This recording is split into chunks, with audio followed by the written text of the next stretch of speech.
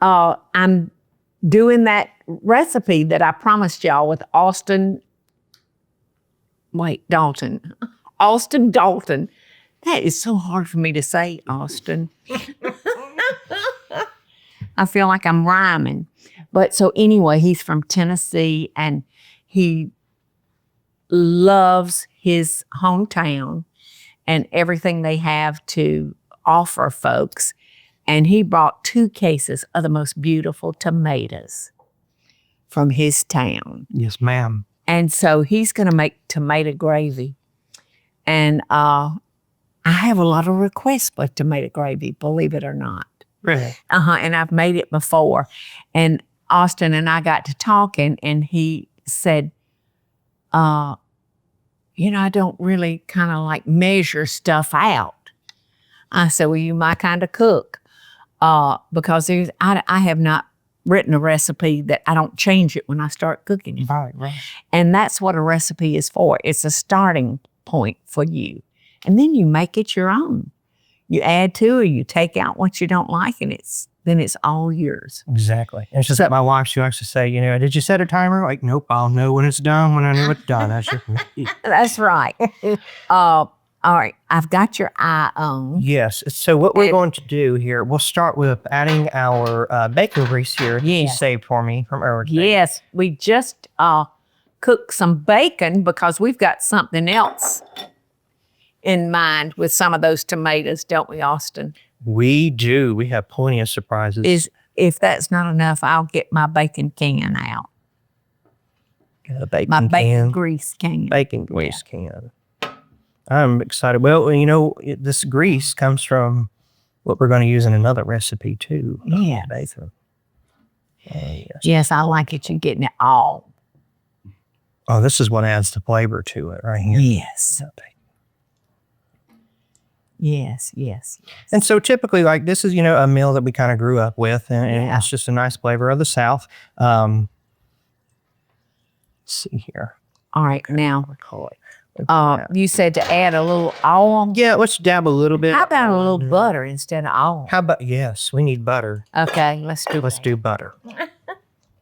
How much you think? I think right there is good. Let's just use that right there. Get that going and warmed up. Okay. And so we typically start this like a traditional homemade gravy here, a little oil, a little butter, and then we'll add a little flour here until we make a nice roux. Yeah. All right, now let's see. You don't want that to burn. If I had turned it Gotcha. Do you want to pour the flour in for me while I keep that stirring? Here, you do what you want to do. Perfect. Thank you. I'll hold this for you. How about that? And I don't really measure this out here, right. So I just kind of add that to that. Depending on how thick you want it. And I like thick gravy. I don't know about you. So I like medium. Let's stop with that right there. Okay. And then we're just going to get this browned up really nice into a nice brown roux. And while I'm stirring this, Paula, if you wouldn't care to unwrap those tomatoes over here. Yesterday we came over and we diced up roughly about 4 big tomatoes, and we salted them to help pull that water out and get it juicy. That's right. And good. Good. They'll toast.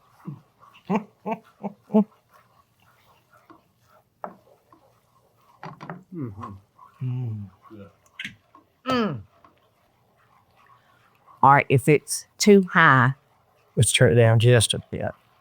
Now, is that the color you wanted? This is what we're looking for right here. Is just kind of a darker brown color right here. Okay. Now, from here, what we're going to do is go ahead and add those 3 tablespoons of the tomato paste. Okay. And while I continue to stir with that, here, you got?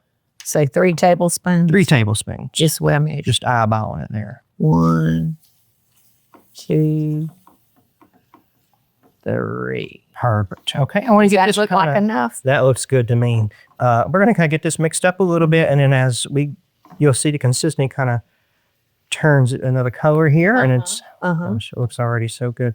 And then after this kind of gets simmered in, we'll go ahead and add all of our tomatoes to it. Okay. Well, I'm going to go ahead and add a little salt, pepper, because I tasted the tomatoes, and they're not too salty. So we're throwing in the tomatoes. They're all made.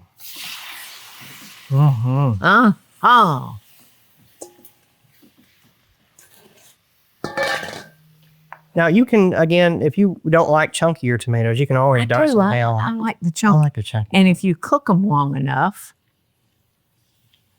you know, they'll break down and get soft.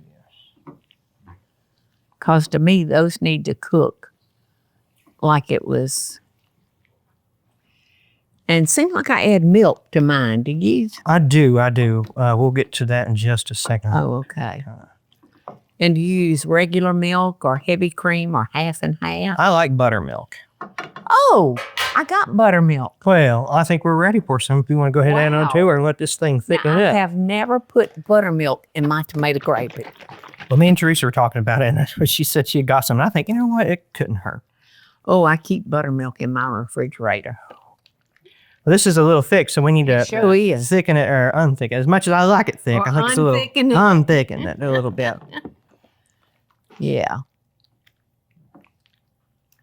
So that, you know, a recipe like this, it's so hard to get down to exact measurements. Truly. You know, you just, all right, now that buttermilk looks really good and thick, but we can always go get you some regular milk and put in. Sure, let's do that.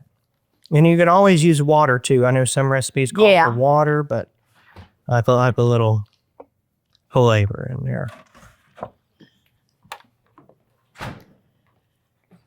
Jack forgot to take this gallon of milk home with him. Excuse me. All right, so that'll cook down. Mm-hmm. That'll cook down. Now, that's about the thickness that you're looking for there. But you say you like it real thick. I like mine thick. And so does Michael. Michael likes... Just like my fried green tomatoes. I like a thick green tomato, a thicker size, but... That looks really good. I hope it is. It looks really good. Now, are we going to put the lid on it and let it cook for a while? I think that would be a great idea. I think so. Because then we've got biscuits over there making that we're going to serve this on top of, and I know it's going to be delicious. All right, so if you got that turned on a little bit, you got to you want to stick your finger in it and see if the temperature, the seasoning is right for you. That's perfect. All right, so I turned it up a little bit, Austin. And so we'll watch it. I've got it on medium-low. Okay, perfect. Yeah, we'll let that cook down, and then when we come back, we'll finish it up and put it on top of some biscuits. Okay. That sounds wonderful. All right, so I think what we're going to do to finish this up, Paula, because it looks really good. It does. Is we're going to add a little bit of this little roasted chicken base to it, and I think it'll just top it right off. Oh, gosh. I'm about out, aren't I? It looks good. That means it's good stuff. Man. Yeah, and you have to be careful because that does add salt to whatever you're fixing, so you don't want to... Remember, if you add more of that salt to it, we've already salted tomatoes. We added a little bit more to it in the initial cooking this down. I love cracked pepper. Oh, yeah. I'm not crazy about, the ground pepper, but I love biting into a little piece of that. So who is ready? Me, I'm ready. And so we're going to serve this over one of Paula's nice hot biscuits here. Yes. And it's going to just be delicious. Getting them up. All right. This is good. Mmm. And this is so funny coming from a man that doesn't like red tomatoes. Red tomatoes, I know it, but this right here. Okay. Oh my gosh. Ready? Bon appetit. Bon appetit. Tennessee style.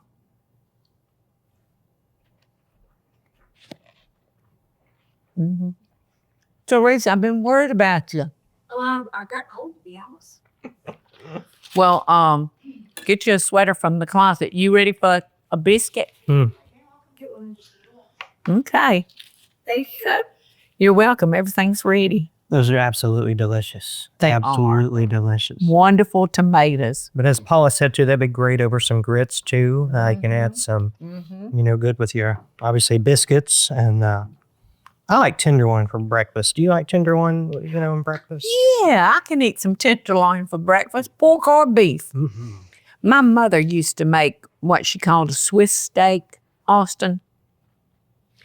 And you prepare it just like you do in country fried steak, but she put tomatoes in it and gave it an Italian flavor. That sounds And that recipe is in one of my books.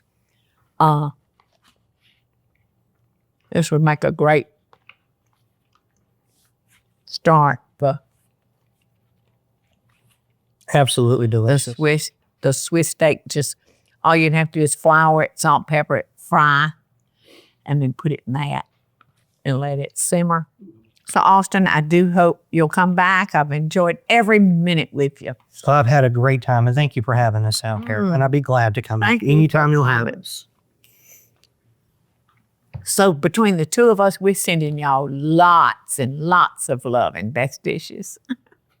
Yum. Hey y'all, it's Paula Deen. Now, if you enjoyed this video, be sure to like it and click the subscribe button as well as the notification bell to be alerted when I post a video. Love and best dishes, y'all.